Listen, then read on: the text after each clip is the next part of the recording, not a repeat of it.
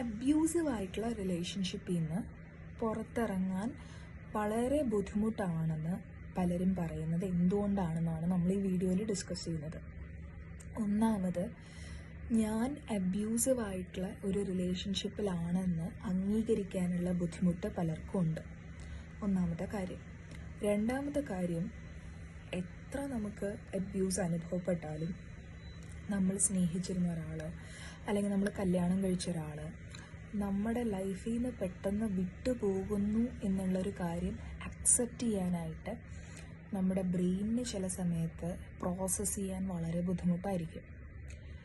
അതായത് അബ്യൂസ് അനുഭവപ്പെടുന്നുണ്ടെങ്കിൽ പോലും ആ അബ്യൂസിൻ്റെ കൂടെ എന്താ പറയുക, ഇടയ്ക്കിടയ്ക്ക് കിട്ടുന്ന സ്നേഹം ചിലപ്പോൾ നമ്മുടെ ബ്രെയിൻ പ്രൊജക്റ്റ് ചെയ്ത് കാണിക്കും.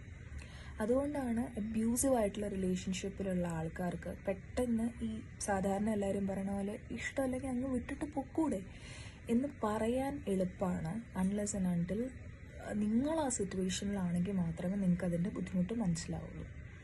പിന്നെ കുറേ നാൾ ഒരു ബാഡ് റിലേഷൻഷിപ്പിൽ ജീവിക്കുമ്പോൾ ആൾക്കാർക്ക് ഒരു പ്രത്യേകതരം വിക്ടിം ക്യാരക്ടറിസ്റ്റിക്സ് ഒക്കെ ഡെവലപ്പ് ചെയ്യും.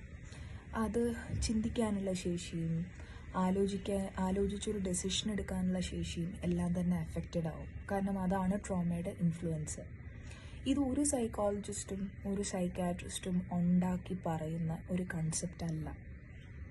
ഇനി ചില ആളുകൾ ബാഡ് പേരൻസ് എന്ന് വെച്ചാൽ ഗുഡ് പേരൻസ്, ബാഡ് പേരൻസ് എന്നൊക്കെ നമ്മൾ പറയുന്നത് ട്രോമ ഇൻഫ്ലിക്റ്റ് ചെയ്തിട്ടുള്ള പാരൻറ്റിങ് ആണെങ്കിൽ ഡെഫിനറ്റ്ലി ദറ്റ്സ് ബാഡ് പാരൻറ്റിങ് നമുക്ക് പറയാം.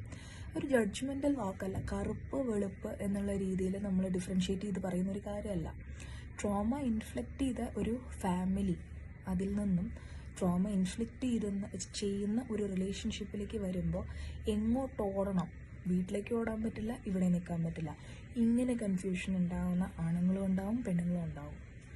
ഇതൊന്നും സ്ത്രീകൾ മാത്രം അനുഭവിക്കുന്ന ബുദ്ധിമുട്ടാണെന്ന് നമുക്ക് ഒരിക്കലും പറയാൻ പറ്റില്ല. ട്രോമാറ്റിക് റിലേഷൻഷിപ്പിലുള്ള ഇഷ്ടം പോലെ പുരുഷന്മാരും ഉണ്ട്. അപ്പോൾ ഇതിലൊന്നും ജെൻഡറില്ല. പിന്നീടൊരു ബുദ്ധിമുട്ട് എന്താണെന്ന് വെച്ചാൽ ഫിനാൻഷ്യൽ റിസോഴ്സസ്. എങ്ങനെ ജീവിക്കും ഇനിയുള്ള കാലം? അതായത് ഒരു അബ്യൂസറുടെ കൂടെ ജീവിക്കുകയാണെങ്കിൽ ചിലപ്പോൾ നിങ്ങളുടെ കരിയർ തന്നെ അയാൾ വർഷങ്ങളോടുകൂടി നശിപ്പിച്ചിട്ടുണ്ടാവും.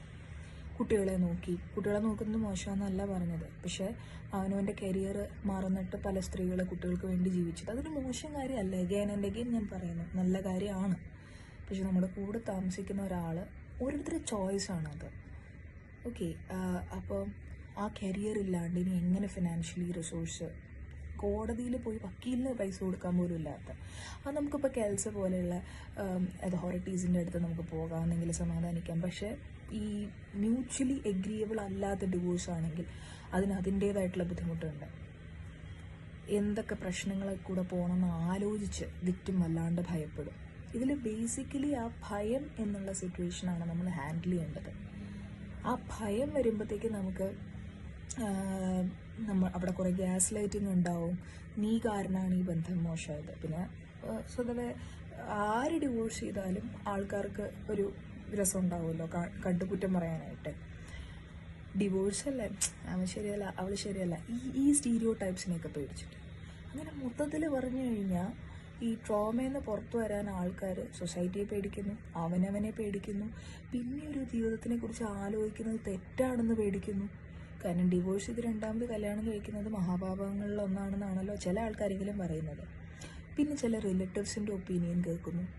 പേരൻസ്, നീ ആ ആളെ വിട്ടുപോയാൽ, അതായത് എന്ത് ബുദ്ധിമുട്ടുണ്ടെങ്കിലും ഇനി അതാണ് നിൻ്റെ വീട്, ഇത് ആണിനോടും പെണ്ണിനോടും പറയുന്ന ആൾക്കാരുണ്ട്. ഞങ്ങൾ തൂങ്ങിച്ചാവും ഡിവോഴ്സ് ചെയ്ത്. ഇനി പെൺമക്കളോട് പറയുന്ന പേരൻസും ഉണ്ട്. സോ ഇതൊക്കെ കൊണ്ടാണ് പലപ്പോഴും വിക്ടിംസിന് എന്താ പറയുക, പുറത്തേക്ക് വരാൻ പറ്റാത്തത്. നല്ലൊരു അഡ്വക്കേറ്റ്, നിങ്ങളുടെ എന്ത് പ്രശ്നങ്ങളും പറയാനുള്ള ക്ലിനിക്കൽ സൈക്കോളജിസ്റ്റുകൾ, പോലീസ് സർവീസസ്, ഇതെല്ലാം ഈ നാട്ടിലുണ്ട്. ആരും പേടിച്ച് ഇങ്ങനെയൊരു ബാഡ് റിലേഷൻഷിപ്പിൽ സ്റ്റക്കായിരിക്കേണ്ട ആവശ്യമില്ല. നിങ്ങൾ മാത്രം ചിന്തിക്കുമ്പോഴായിരിക്കും ചിലപ്പോൾ നിങ്ങൾക്കൊരു ഉത്തരം കിട്ടാത്തത്. പ്രൊഫഷണൽസിൻ്റെ കൂടെ അന്വേഷിച്ചും കൂടെ ചിന്തിക്കുമ്പോഴത്തേക്കും നിങ്ങൾക്ക് കുറച്ചും കൂടെ നല്ല സൊല്യൂഷൻസിലേക്കും കുറച്ചും കൂടെ നല്ല ഡെസിഷൻസിലേക്കും എത്താൻ പറ്റും. So the first fight is with you. സ്വന്തം അവനവനോടാണ് ആദ്യത്തെ fight. Doctor Gayathri Menon, clinical psychologist.